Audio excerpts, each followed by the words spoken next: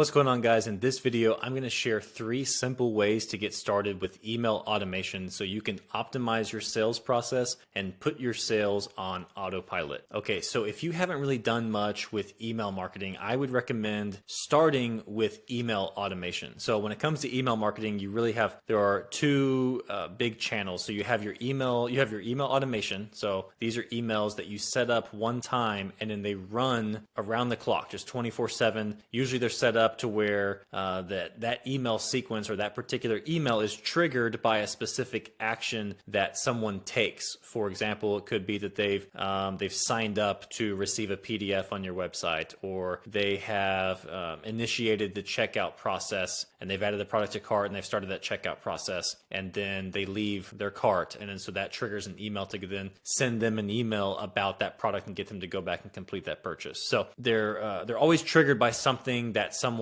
does. So the idea is that you set them up once and then they're just available to work on behalf of your business around the clock 24/7. So if you're sleeping and someone is on your website and they're doing something on your website that triggers one of these sequences, that now these emails that you've already created are doing marketing for you and hopefully getting you sales without you having to have any involvement, versus your ongoing email marketing where you're actually sending these emails out on a regular basis, meaning that the people don't get that email until you have created the email, of course, and then you schedule it out to be sent to them, and then they get it one time unless you resend it to them again or whatever. But it's not based on something they've done. It's based on how you've planned and how you've targeted that email. And so you send that one out that one time, everyone gets it, and now if you want to do more email marketing, then you're going to have to create another email and then send it out to people again, versus the emails that you already have set up that are automated, which they're just running around the clock for you. So hopefully I made that clear. I know that for beginners, it's like people don't know where you distinguish between what's automated and what you have to manually do. So with the automation side, the reason why you should start there is because if you think about the ROI you're going to get for your time, money, effort, energy invested into this, you only have to create them once, and then maintaining them on an ongoing basis is very easy when a lot of businesses don't even do anything to maintain them. Although I recommend setting up some A/B testing on them to increase performance over time. But again, the maintenance is pretty easy. And so you've front loaded the work, and now they're just working for you. And then so if you're looking to get started with email automation and you're just looking for the simplest, most effective way to get started, there are 3 ways or 3 different types of automations that I would recommend setting up first. So if you just, really don't want to mess with this, but you need to, then at least get these 3 things set up, and then you can revisit it later. But you're missing out on a ton of sales by not having any email automation in place, because these emails are so directly tied to your sales process, and they're so great for just increasing conversions at every step in your sales process. So with that, the first automation that you should have for your business, one of the most essential ones, is a welcome sequence for leads. So, if you're an e-commerce business, that would be, anytime you go to an e-commerce brand's website, they're usually going to have some sort of pop-up that offers a 10% off coupon or tries to get you to take some sort of quiz to learn more about which of their products are right for you, something like that. And then once you perform that action, then you are enrolled into a welcome sequence of emails, hopefully, if they're doing marketing right. And in that sequence, they are introducing you to their brand, what they're all about, what their unique value propositions are, what the brand story is, which products might be most relevant to you, things like that. So it's a way to, again, we're trying to deliver a great customer experience, and email automation makes it easier to do that. So you're just persuading them on why they should shop with your brand, why they should be interested in certain products of yours, and you're starting to set expectations of what's it going to be like to be a customer with your business. So that's the first automation that you need to have set up. The second automation you would want to have set up is a welcome sequence for new customers. And it's kind of along the same lines where we want to deliver a great customer experience for people. So once they've made the decision to purchase from us, then we immediately want to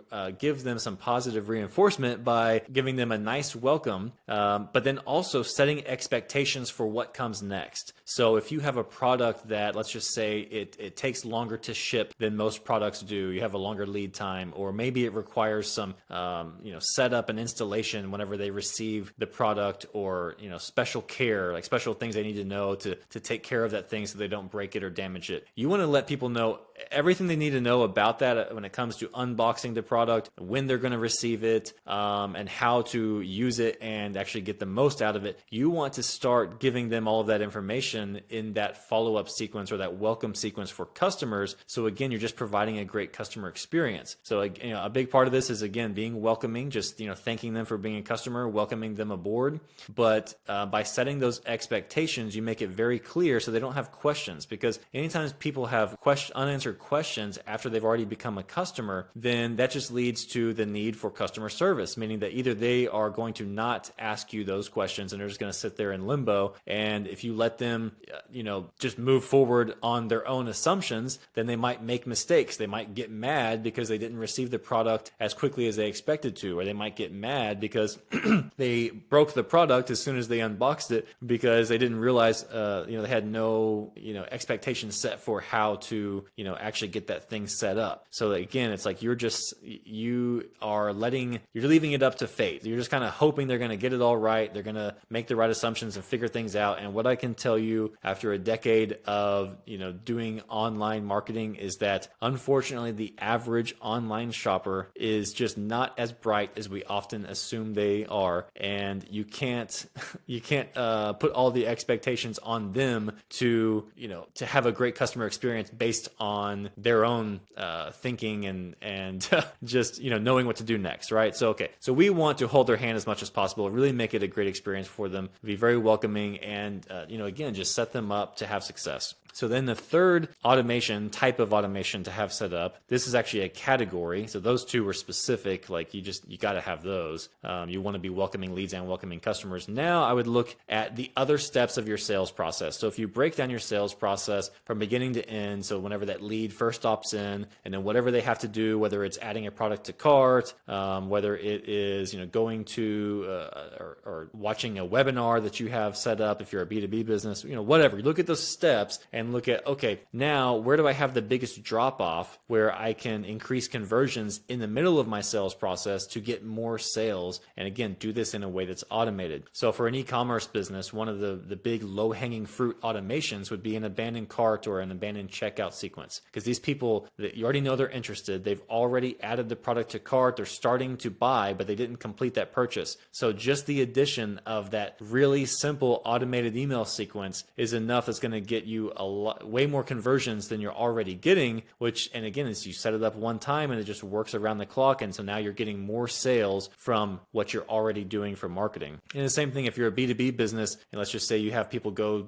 to a webinar or some sort of video training or whatever, just adding a follow-up after that, because if you expect them to actually consume the entire webinar and then see the pitch at the end and then do whatever you had them do as far as the call to action in the pitch, whether that's applying or whatever, then you're putting a pretty big assumption on them, because most people, quite frankly, are not going to make it even to the end to even see the pitch. So this is where you can get more advanced and have different follow-ups set up based on whether they did make it to the end of the video or not, and giving them different information based on that. But in general, just having one follow-up sequence that, hey, follows up with them, make sure that they get the information, make sure you first of all summarize the value information that they were supposed to get from that training or webinar, give them the information you needed them to get in the pitch, and then hit them with the call to action that you would have hit them with at the end of that. And then, so that's a reminder, because again, a lot of these people, they didn't even see it in the first place, but then for the ones that did, they just require more follow-up. That most people are not going to buy on the first shot, so they need more follow-up. So just that one sequence alone is going to dramatically increase the conversion rate that you get in your sales process. And again, this is a category.